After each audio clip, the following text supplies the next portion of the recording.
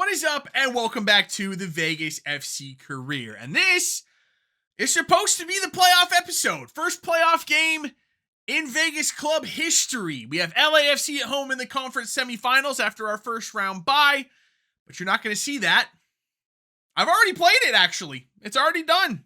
I already did the playoff episode, and I did not hit record before I started, so there is nothing to show you. It's just 2 episodes in a row that have been a complete failure, and I could not be more apologetic. I'm so sorry. No one's more upset than I am. I've recorded so many gameplays and have nothing to show you for 2 episodes now. I'm sorry. But I guess the one saving grace of this whole situation is that we played LAFC in the conference semifinals, and we lost. So we only played 1 game. There wasn't much to see. They scored the first goal of the game. We got the equalizer right before halftime. We battled the whole second half back and forth. Kuyame hit the crossbar 3 times. They scored in the 94th minute. Last kick of the game, we lost. We got eliminated. LAFC has won back-to-back titles now, and I could not be more excited to play them this season because they're going to catch the whooping of a lifetime. Partially because they've won back-to-back titles, and partially because I'm going to take out all my frustrations on them. And realistically, the only things I have to show you for last season is that Christian Kuyame did win the Golden Boot. 24 goals in 34 appearances. Also added 9 assists. You love to see that. You may notice he's wearing a different kit and there's a different badge. We'll get to that in a minute. And the player of the season was Minnesota's Bongokule Hlongwane. Sure, I don't know who he is or how he won that award. Okay, yeah, it should have been Kuyame, probably, but it wasn't. Now, as for the new kits that you just saw, we are switching things up full stock this season. We're switching from Adidas. We're going with Nike. I know the whole league is Adidas, but you know what? I don't care anymore. I like the Nike ones better. And good news, we have sponsors on our kits. Not on the home kit, and there's a reason for that. But we do have sponsors on the away kit, the third kit, and the new goalkeeper kit. So there they are in all their glory. I also switched the badge this season just because I didn't think the old badge was very MLS. It screamed European. Mostly it just looked like an English badge, and we're not English. We're an American team. So I wanted to go something with just a little bit more basic, something that just looked a little bit more like it belonged in MLS. So new badge, new kits, new me. I'm not going to screw up another record. Let me just check to make sure I am recording. I am. I made the same joke in the last episode, and I wasn't recording. So yeah, I'm still a little frustrated by that. So now we can move on to the new season, and here is our new formation, 5 at the back, wing backs providing depth, 2 strikers up top. We've got a lot to go over, and I'll be honest, I'm not sure there's going to be gameplay in this episode because we have a lot to do in a very short January transfer window to make this formation work and get the team set up like we need it. So up top, we've got Just and we've got Kuyame. No adjustments needed there. They are our 2 starting strikers. We will need at least 1 backup striker. I'm okay going with Leandrinho as one of the backup strikers. I'm not thrilled about it. Realistically, I'd like to get 2 strikers in. We might call someone up from the youth academy to fill one of those roles. We might use Leandrinho, but we definitely have to get at least 1 striker this transfer window. In the midfield, we're actually pretty solid, at least for depth. Tufan and Atencio are first choice picks in there. I'm thinking about going with Brian Thompson and just seeing how he does. We do have a lot of options in the midfield, though, with some of our younger players. We still have Aiden Banks in the team, although with him being super slow, 58 sprint speed, and Atencio not being the quickest guy in the world, that does worry me a bit. I don't really want to play them together. We do have Bauman as a backup CDM coming out of the youth academy. We have the likes of Lapane. We've got Mustafa Tarek still here. We've got Jordy Peters, who's been out on loan for 2 years, and he's finally back. He's 62 rated. Could provide some depth in there. So we do have options at center mid, but we could possibly, if it makes sense, look for a starting caliber box-to-box center mid to play in this spot. If there isn't one that we can't find, I'm fine going with Brian Thompson this season. In the defense, we're actually looking pretty good as well. Ibanez, perfectly fine being a left wing back. He's got good crossing. His physicals are good. 73 crossing for him. Love everything about him. I don't think he's going to have a problem switching from left back to left wing back. Across the back, we're solid at center back. Rogers, Goldson, Blackman, All three of them very, very well suited to play there. We've got Ochoa that I found in free agency in season 1. He's still in the team, has good strength, good physical ability. Technical needs a little work, but he's a young kid. He'll get there eventually. And we have our new guy, our new brand new superstar out of the youth academy. Best potential in the team, Tanner Young. Decent technical ability for being, I think, 17 or is he 18? He's 19. How is he already? I just called up. How is he 19? Anyway, his physicals are nuts. 88 aggression, 89 jumping, 85 strength. The one downside, the one thing that worries me is he is 5'10". But hopefully with that strength and jumping and playing with 3 center backs, it won't be a problem. I'm definitely going to give him a try. He'll definitely get some playing time. We'll see how he plays.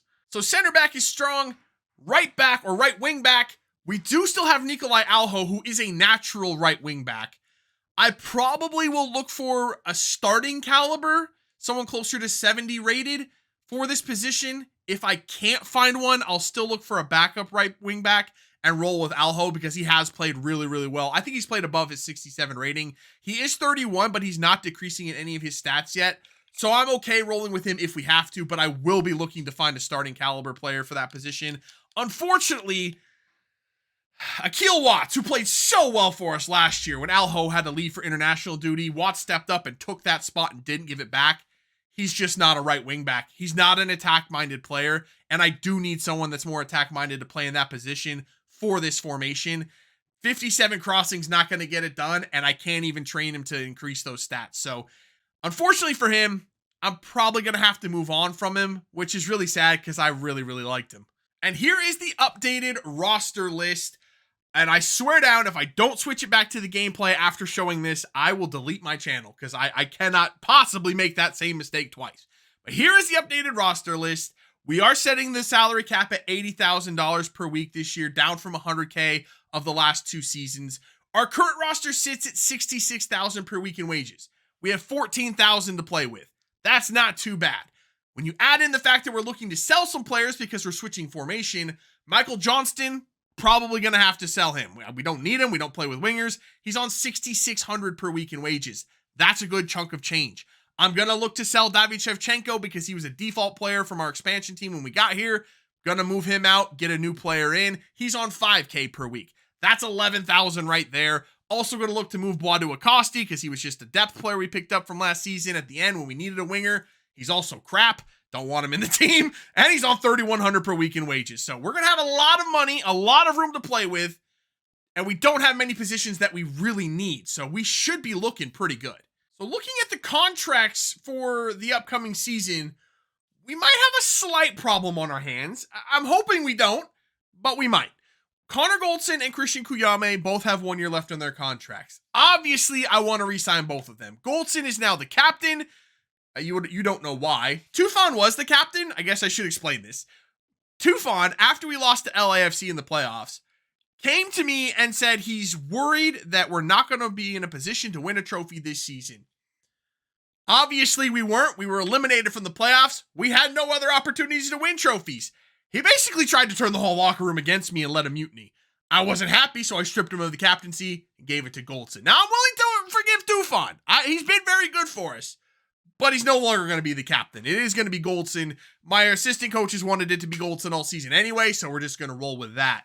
So, Goldson being the captain, I'd like to re-sign him. He was very, very good down the stretch last year. He was probably the best player on the field in the LAFC playoff game, which I know you didn't see, but just believe me, he was very, very good in that.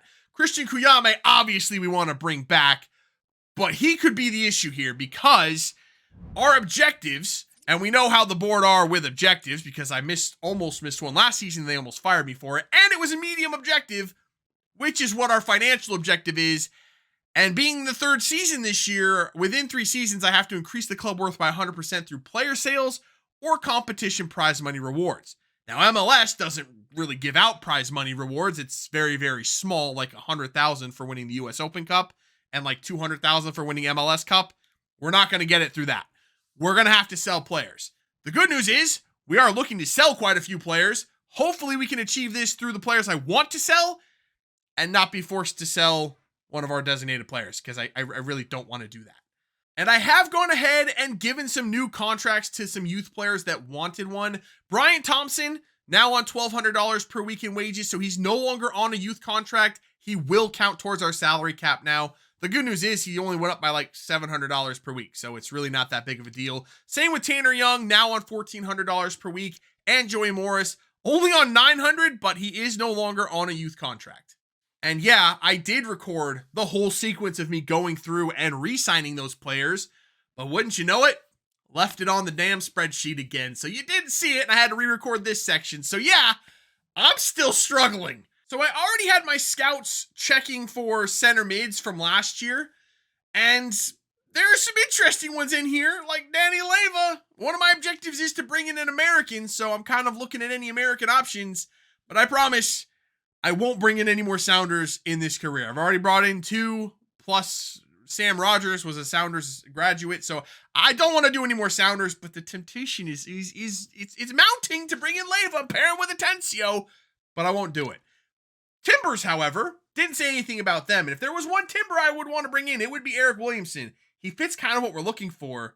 The problem is I would want to play him in the more advanced role, not at CDM because I have Atencio there.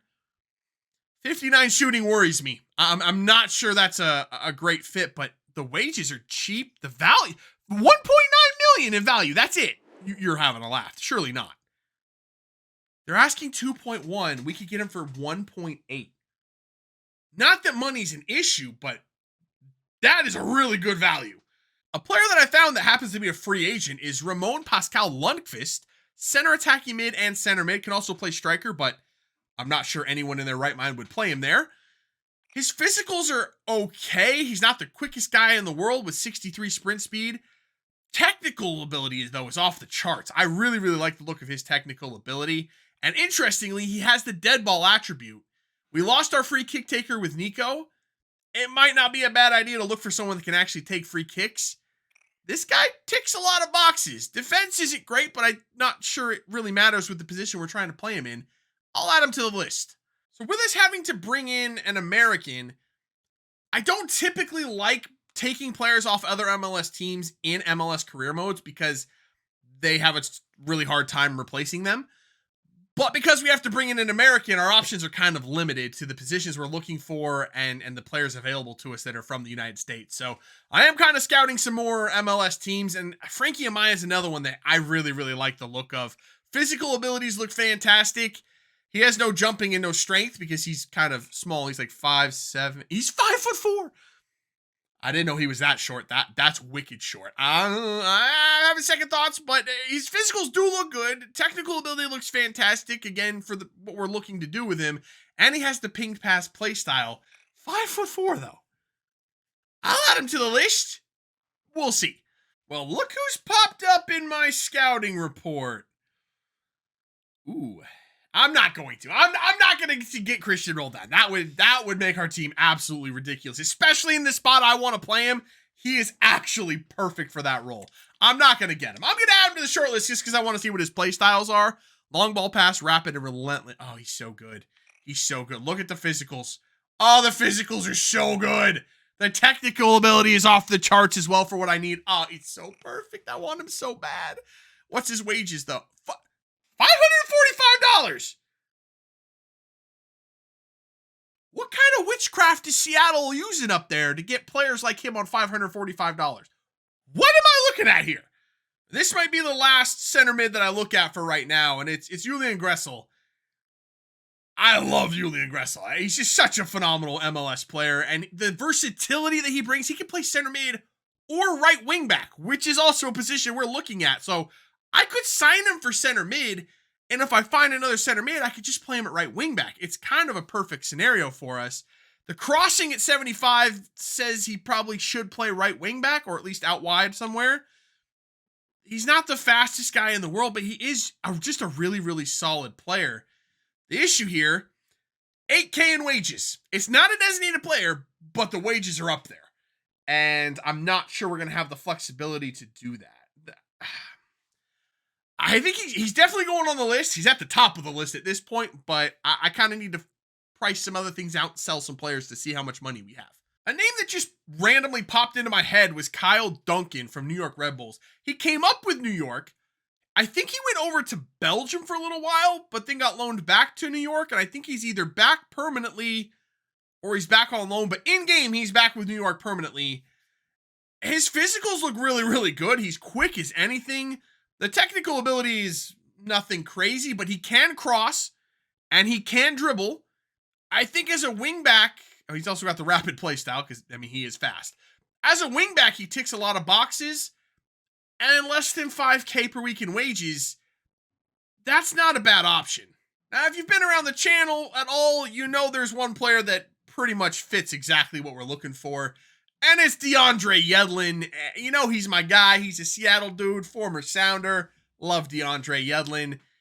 Pretty much exactly what I'm looking for. However, we played Miami, I think, in the first season of this career, and I abused DeAndre Yedlin. We smoked him up and down that side of the field. Kind of makes me a little hesitant to bring him in, but I mean, the physicals are still there at 31 years old. Technically, he's never been great. Crossing isn't even all that good. Actually, to be honest, I think Kyle Duncan is just a better version of him. Yeah, he kind of is. He's actually kind of better in every way. Honestly, if I had to choose one, I'd just go with Kyle Duncan at this point. We have a couple offers in for Fran Marin, who you probably have never heard of, but I just called him up out of the youth academy. He's a center attacking mid, really can't play anywhere else, so he doesn't fit in the team. I'd like to just sell him on. I've already accepted one offer from Central Cordoba.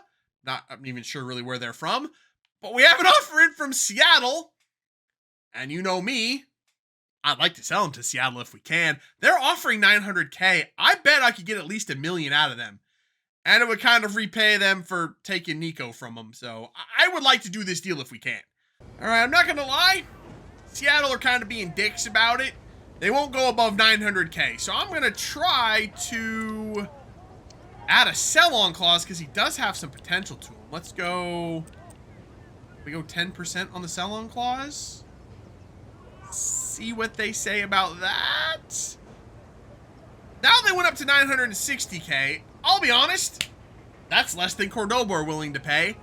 And I don't think I can counter again because I'll just walk away. You know what? I'll accept it. I'll let Fran pick where he wants to go. He can go to Cordoba. He can go to Seattle. Honestly, I don't care at this point. So because of our financial objective of having to increase the club value, I'm willing to listen to offers on Aiden Banks. I don't have to sell him.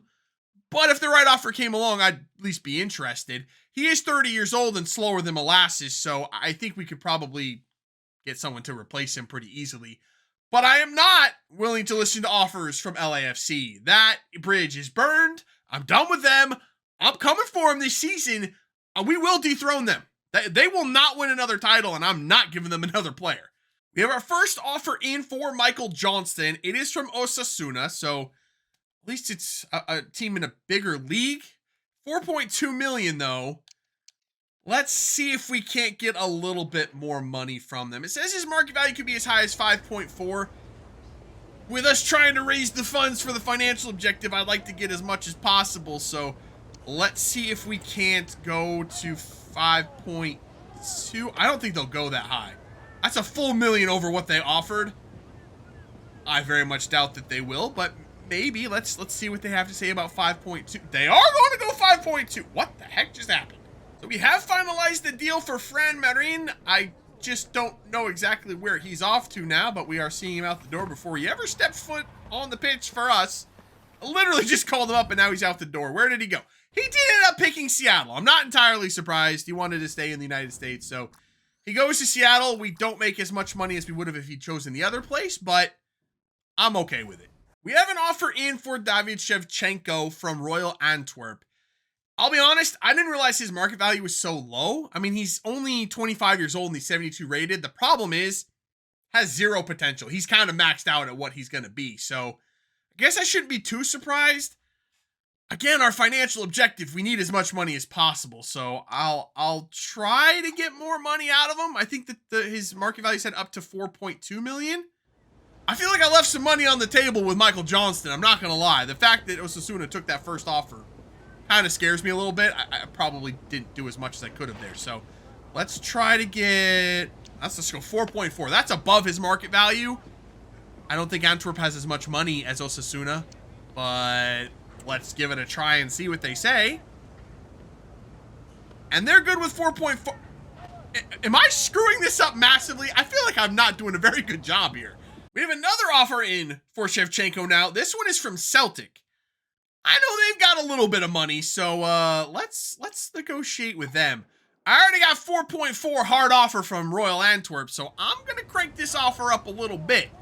Plus, it's Celtic, and I don't like Celtic, so we're going to definitely crank this offer up. New transfer fee. Oh my God, it's Brendan Rodgers. Fully forgot he was there. I don't like him either. So you know what? I'm going to go 5 million. You know what? I'm going to go 5.1 just because I don't know. I'm going to go 5. They definitely won't do 5.1, but I'm going to go 5 million. And if they don't take it, I don't really care at this point, but I'm going to go 5 million. They're just going to walk away. Sorry, Brendan. Sorry you had to fly all the way to Vegas from Scotland, but safe travels on your way back, buddy. Another offer has come in for Aiden Banks. This one is from Demirspor. I think I'm saying that right. This one, it's from Turkey though, and this one's actually for more money. So this one, I'm at least willing to listen to. Let's see if we can get just a little bit more. I think that's already over his market value, but again, I need as much as possible. So let's just crank this up to like 2.1 million. I feel like I could go 2.2, but I don't want him to walk away because I actually would be interested in selling Aiden Banks. They accept it. Probably could have got more money again, but you know what? It is what it is. The next offer in is for Tanner Young, our young phenom defender, who hasn't even played for us yet. And the offer is from West Ham. Theoretically, I should probably accept this offer. I would never do this one without asking for a sell-on clause, and a pretty hefty one because he has incredible potential. But I at least want the kid to play for us a year, maybe 2. I mean, he's only 19 years old. Should I do this one? I feel like I don't really need to at this point. Plus, they're way underselling what his actual value is. He just signed a new contract. Actually, you know what? That offer is actually insulting. It's below market value. He's a great player. No, absolutely not. I'm not selling him not for that. Now, I could be wrong here, but I do believe that's Michael Johnston on his way out the door, heading to Osasuna. At least I hope so. I don't remember exactly what he looks like in game. I know what his picture looks like. I just can't remember what his player looks like in game. So let's see if that is Michael Johnston. It is. Hefty chunk of change for us, 5.2 million. That should cut into the whole raising the club value quite nicely. We also sold David Shevchenko at the same day. Both transfers went through. Another $4 million getting added, and another A for an excellent deal. Maybe I'm not doing as bad of a job as I thought. So with Shevchenko and Johnston now gone, that brought in about $10 million. Unfortunately, that's only raised our percentage 5%. We went from 28% to 33%. I'll be honest here, I don't think this objective is possible. Even if I sold Kuyame, he's worth about 40 million. Say we get 50 to 60 million for him if a big team came in. That's only going to get us to maybe 50%. We'd have to sell Kuyame, Goldson, Tufan, all of the rest of the team, our stadium, the team bus, the team plane. I mean, I don't think we have enough assets in this club to raise this up to where they want it to be. I'm just going to have to forget about this. I'm going to fail this objective. If I get fired for it, I get fired for it, but I don't think it's physically possible. So apparently the speculation around Kuyame is raging on. It says he's declined an offer that's already been extended, which obviously is not true. I haven't offered him anything. But with the realization that we can't meet those financial objectives, might as well just try to lock up Kuyame and Goldson and get him secured for the next couple seasons. So I think we're going to start with Kuyame.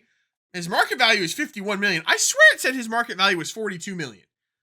I also didn't remember putting a release clause in his contract, so yeah, let's definitely get him a new contract. So thankfully, Kuyame actually wasn't looking for a release clause in this new contract. We have offered a 2-year extension, which he's happy to do. Now we have to do the wages. He's making 30K per week, which is easily top earner at the club. Actually, Goldson's making 26, so it's not like a bunch more than anyone else. So I'm not too worried about that issue.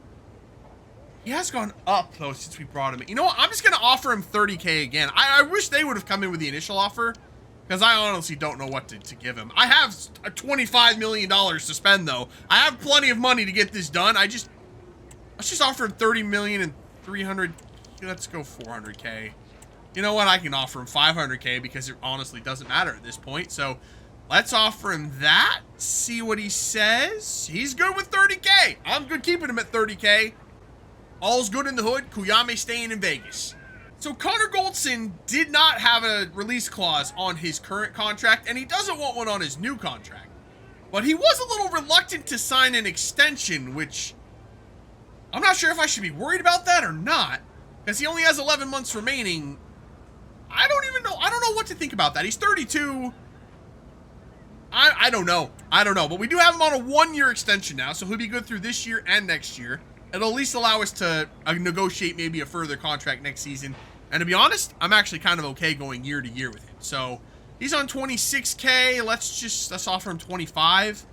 Slight reduction. You know what? I don't even want to reduce his wages. He's a designated player. It doesn't matter. We'll go 26.5 again.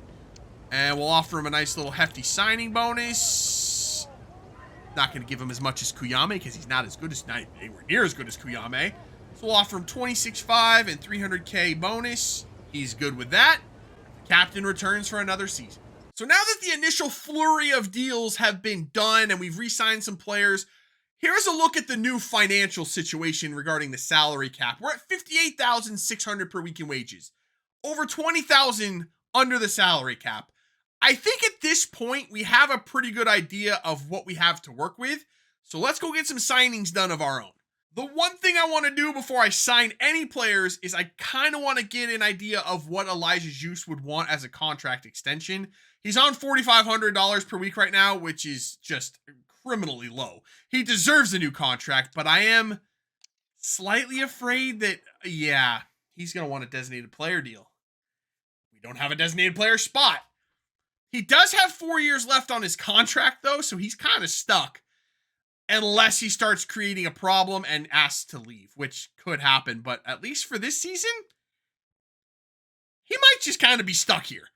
The first player we're going to look to bring in is Kyle Duncan. I really didn't ever move off of him once I found him. So his market value is 1.7. He does have a $2.7 million release clause, which I could just pay because we have $25 million and we're never going to spend that much. But I suppose we should at least attempt to negotiate first. So let's offer a fee. He said I could get him as low as maybe 1.5. Let's just, I don't know, let's go 1.6 and see what they say. 1.6 is good. I feel like this is very easy to negotiate in this game all of a sudden. And I'm not going to mess around. We're just going to move right into the contract negotiations. So important first team player. Obviously, yes, he's higher rated than any right back that we have. Let's see what else he wants. He doesn't have a contract. He's 27. Let's give him a 3-year deal. That'll take him until he's 30.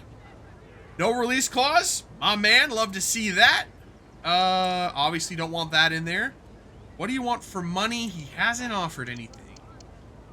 Do I try to get him for under the 4.9 or do I just go 4.9K per week? I don't think he'll go under the 4.9. He probably is worth more than that, but actually, what is it? Alho's on 4.3 and he's 67 rated. Duncan's 70 rated. Actually, I think 4.9 is actually really fair. So we'll give him that. We'll give him 20K in bonuses. Actually, you know what? 25K because I like your haircut. Or 24 because I can't type. My thumbs don't work. So we'll submit that. He likes it. Welcome to the club, Kyle Duncan. Next up on our shopping list is going to be a backup striker. Considering we're running with 2 strikers in our formation, we need to have a solid backup if Kuyame or Juice goes down. We have Leandrinho, but I really don't want to have to play him in significant minutes if I don't have to. So we need a solid backup option. I have 2 that I've looked at, Elias Hoff-Melkerson and Diego Pereira. The issue that we're really coming into, that's becoming a problem here, is wages. The salary cap at 80K might have been a little bit too low, but we're going to run with it this season. Pereira is on 6.2K per week. Melkerson's on 4. I'm going to start with Melkerson. I actually like him better as a player anyway. So hopefully this works out. So I'm going to come in with an initial offer of 1.6K. That might be too low. Nope, they're good with 1.6. Really, how easy is it to negotiate? That was so far under his value. I really was worried that I had screwed that up beyond repair and I'd have to wait a week to come back in for him, but Hibs apparently are the most easygoing club I've ever seen. Wasn't the case when I did the Rangers career. They were a pain in my ass, but I'm glad we've resolved our issues at this point. So for Melkerson, here comes the problem. I'm hoping he'll be okay with... Ooh, he might want at least importance. No, he's good with rotation. I'm happy with that. 5-year deal as well. Lock it in, son. I love that. Release clause, not as enthusiastic about it. I think he does have a little bit of potential. And you know what? I have the money to pay. Oh, no, I don't have the money to pay him whatever I want. Normally I would. Right now I don't. So, the release clause may have hurt us. He only wants 3K per week. I may have overpaid for Kyle Duncan. I don't know. Kyle Duncan was in MLS already, so maybe his wages wouldn't have been cut as much, but Melkerson only wanting 3K. I'll even give him the appearance fee. Yeah, sure. All of the bonuses. Give him all of the bonuses. 3K per week in wages. That's it. For a 68 rated striker. A competent backup striker. I'll take it.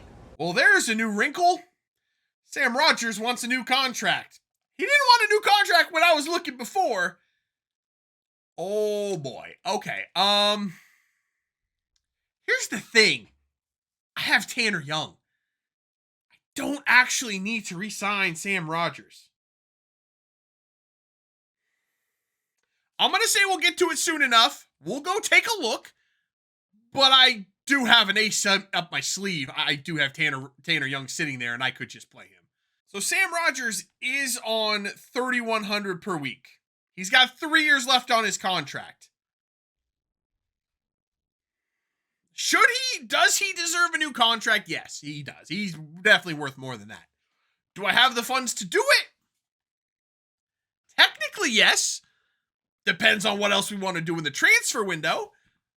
How much is he gonna want? Let's just see what 6K. Can we get him at like 5K? I'd be willing to do that. Let's not go more than like 6.6, I think was his initial thing. So let's go with that. He will do 5K and a 1-year extension. Seems fair. That's only $1,900 more. I think we can swing that. And the next player out the door is going to be Aiden Banks. I'm not going to lie. I accepted that offer so long ago. I don't remember who we sold him to or for how much it was. So let's go ahead and take a look. Oh, it was to Demonsport for $2.1 million. That's good. That's actually another 4.3K off our wage hit. So that opens up quite a few options. Plus, I'm still looking to move Acosti, who's getting paid $3,100. Suddenly, we have a little bit of room to play with. So we are up to the 26th of January now. Only 5 days left in the transfer window.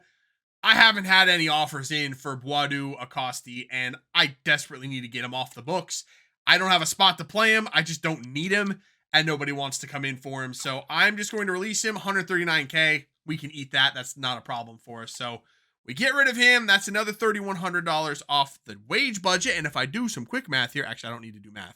I just delete him off of the spreadsheet. We're back down to $61,000 per week in wages, $19K below the wage, the salary cap. So we definitely have some room to maneuver. So here's the thing. On our shopping list, we had striker, right wing back, center mid. We got the striker. We have a right wing back. And we were just looking for potentially a starting caliber center mid, which brings us back to Julian Gressel. I was all set to sign him.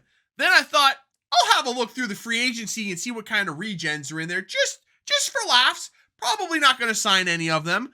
And to be honest, I'm still not going to sign any of the regens. I didn't actually find any that were too crazy, but I only got to the defenders because I found a player that I'm going to sign. I found basically the younger Julian Gressel, Reed Baker Whiting. And I know, I said I wasn't going to sign any more Sounders players. He's a free agent, and he has good potential. I'd be stupid not to sign him. And he's American, and he's only 19 years old. He can play right wing back. He can play center mid. He's everything I'm looking for. I can't just not sign him because he used to be a Sounder. They didn't want him. They released him. I'm going to sign him. So Reed wants sporadic squad role. Great. I mean, this definitely doesn't solve our looking for a first team center mid situation at all. But because I'm going to get him, can we go 4 years? He's only 19. By the way, he has probably nearly 80 potential. I mean, he's just sitting there, a young American player. There's no way I can't sign this dude. But considering that we have Brian Thompson? That's his name, right? Out of our youth academy, the center mid that I was thinking about starting there, plus bringing in Reed Baker-Whiting, I think we got to roll with those two and give them playing time. I don't think we go for a center mid now at this point. So he is not offering up any wage demands. So let's go one. You know what? Let's just give him 2K. I know we're trying to keep the wages down as much as possible, but I mean, he's going to be worth it in the end, isn't he? And you know what? We'll just give him a 10K bonus. That should wrap that up nicely. Bish, bash, bosh. Get in the team. Welcome to Vegas, Reed Baker-Whiting. So after all of the deals we have made, I was looking at the team, and I figured we could probably use one more center back, given we used 3 center backs in our formation. So I went out, found free agent Ethan Bartlow, formerly of Houston Dynamo, 65 rated at 24 years old. Still has a little bit of potential to him, I think. And, I mean, let's be honest, it's nothing crazy. He's going to be 6th choice center back at this point. So if we need him, I think he can do the job for us. So right about now, right before the season starts, is usually when I take a look at my youth academy and see if there's anyone in here that I've signed in the last year that needs to switch positions. Because sometimes you sign them, they have a position, and it's definitely not the position they should be playing. So I was kind of having a look through here. I usually start with the lowest rating. The lowest rating in here is Jabril Cook, who also almost definitely has the best potential out of everyone. But he's 41 rated at 17 years old. He's a 6'2" center back, but has 34 defending. I don't think he's a center back. I think we need to switch his position, most definitely. 43 strength? Yeah, no, he's not playing center back on my team. I don't care how tall he is. Not with that strength. That's terrible. 80 agility for someone that's 6'2" is kind of crazy, though. And 80 ball control. Yeah, not a center back. Center mid, maybe. This could be the center mid we were looking for. You know what? Let's go ahead. Center attacking mid? I hope it's not center attacking. You know what? I'm going to go with center mid. We don't play with a center attacking mid, so that does us no good anyway. So let's go ahead and train him at center mid. It's only going to take him 10 weeks. We'll see what he comes out as once he's done with his training and switching positions. This guy could be a stud. I also have Ethan Nelson here, who is a CDM/center back, also with very, very good potential. Also not a defender. 28 defending ain't going to get it done. Also has very good agility and balance, just like Jabril Cook. Similar stats. I think he's a center mid too. He might trend more towards a center attacking mid, but again, that does us no good. So we're also going to train him as a center mid. 12 weeks for him. What about center attacking mid? Also 12 weeks. He's got really good dribbling, really bad shooting. We'll go center mid because, again, center attacking mid does us no good. So we'll go center mid with him. We'll see what he comes out as. The transfer window is now closed. Not stopping the offers for Tanner Young, though. Leverkusen have come in for him. 2.1 million. Again, I don't want to sell him this year. I really don't think I should be forced to, considering he hasn't played a single game for us. At least let me get through the season. We'll revisit this in the offseason. I think I might just have to block the offers for now. And with the transfer window now closed, here is what the squad is going to look like heading into Season 3. We've got Elijah Just and Kuyame up top, Tufan Atencio and Brian Thompson in the midfield, Ibanez, Rogers, Goldson, Blackman, and Kyle Duncan, the only new addition to the starting 11 this year, slotting in that back 5 with Sammy P between the sticks. On the bench, we've got Elias Hoff-Melkerson. I just like his name a lot, to be honest. Our new backup striker with Habibullah Baker-Whiting, who has lots of versatility, can play a couple different positions. Bauman, Olsen, Tarek, and Tanner Young, the man everyone seems to want. Kind of an indication of how good I think he could be, but I have blocked his transfer offers. We're not going to deal with that this season. Might end up having to sell him next season, though. On the bench or in the reserves, we have Alho, Watts, Leandrino, Morris, Ochoa, Lopane, Riley, Peters, Bartlow, and then 2 new signings that I didn't really talk about, Meza and Medina.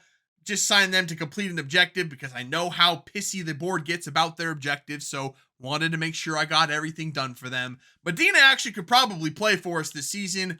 Meza has a lot of potential, I think, but I also don't think he's a right wing back or a defender at all with 39 defending. Probably more of a winger.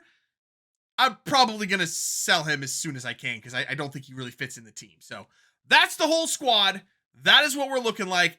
I'm pretty confident going into this season. I don't know if we'll repeat as Supporter Shield winners.